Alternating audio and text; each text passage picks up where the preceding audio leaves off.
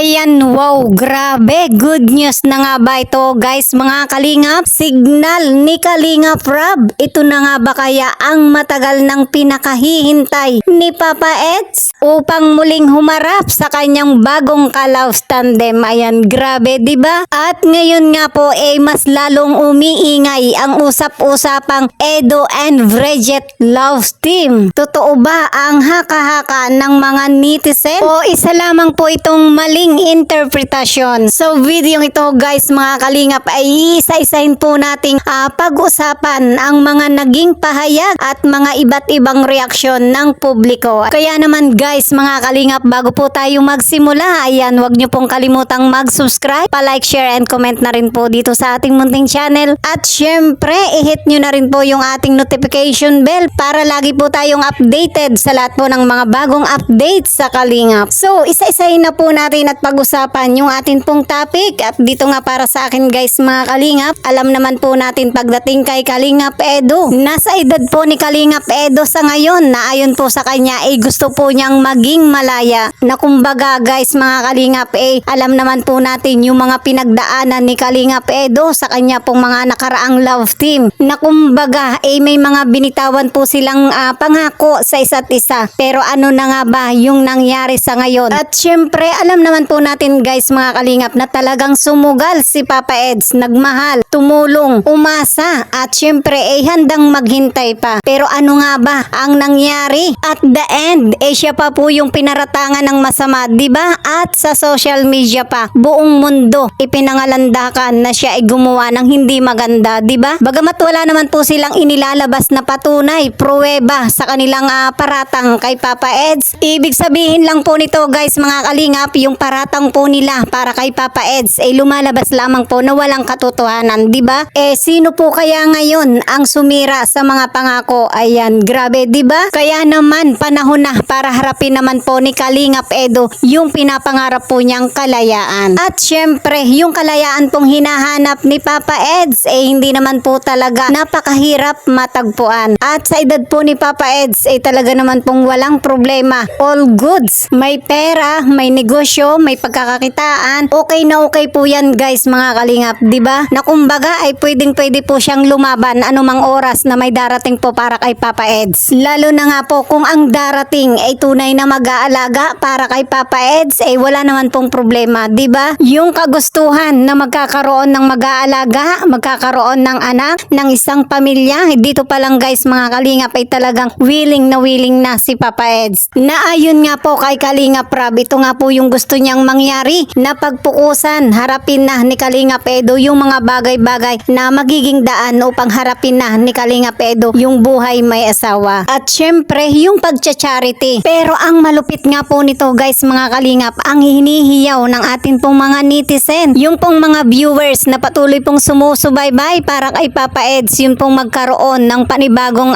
ka-love team. At grabe yung hinihiyaw po nilang tambalang Edo and Bridget love team na talaga naman pong hanggang ngayon trending na trending.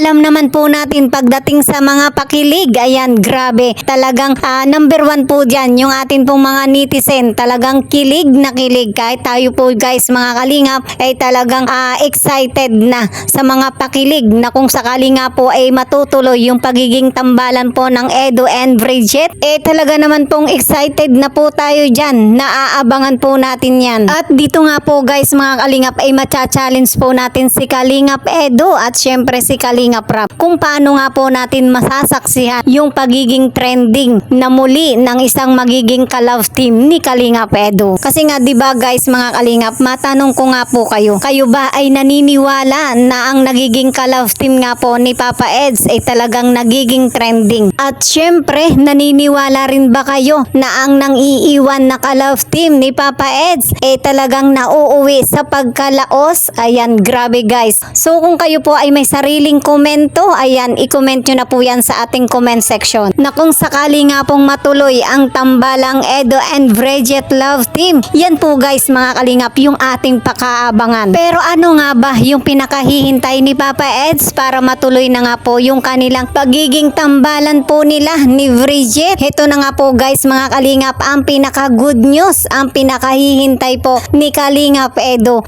yung pong pinaka-signal ni Kalingap Rob. Ayan, grabe guys mga Kalingap, talagang may pag-asa na kung sakali nga po na ito ay matuloy, isang napakalaking tulong po ito upang lalo nga pong mapaangat ang kalagayan sa buhay ng isang Kalingap Angel. At yan po guys mga Kalingap, bilang patunay, panoorin po natin ang maikling video clips mula po sa one-on-one interview ni Sir Brooks with Kalingap May mga Edu. kapusakan at mga lumalabas sa mga post sa Facebook. Isa na ako doon na nag-promote, no? Kami ni Kuya Jens, Kuya Nel, yan, napag-usapan namin yan minsan.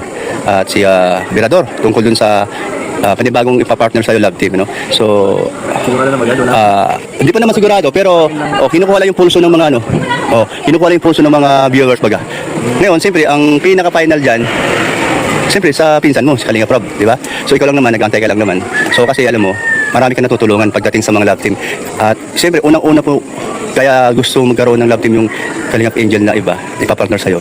Malaking tulong ka din talaga, sa totoo lang. Yung nga lang, minsan sa huli, so 3 beses nangyari, pero okay lang yun, dahil wala ka namang ginawang masama para sa akin. At meron lang akong tatanong sa'yo na, kung sakaling pumayag si insan mo, Kalingap Rob, at maraming gusto din sa mga viewers na i-partner ka ni Bridget, at tatanungin kita, welcome ba sa'yo? Si Bridget? O si Bridget? Tama ba pronounce mo? Welcome ba sa'yo sa pagiging love team ulit? Itong si Bridget, mahirap. Mahirap sabihin. Hindi pa lang. Okay, no? So mga Kalingap, ito yung kanyang sagot na hindi pa niya alam. Totoo man yun kasi kumbaga pero marami na pong lumalabas na bagay sila, no? O itong bagong magiging love team niya. Pero ako gusto ko dahil nakita ko naman yung si Bridget. So cut man siya, okay naman.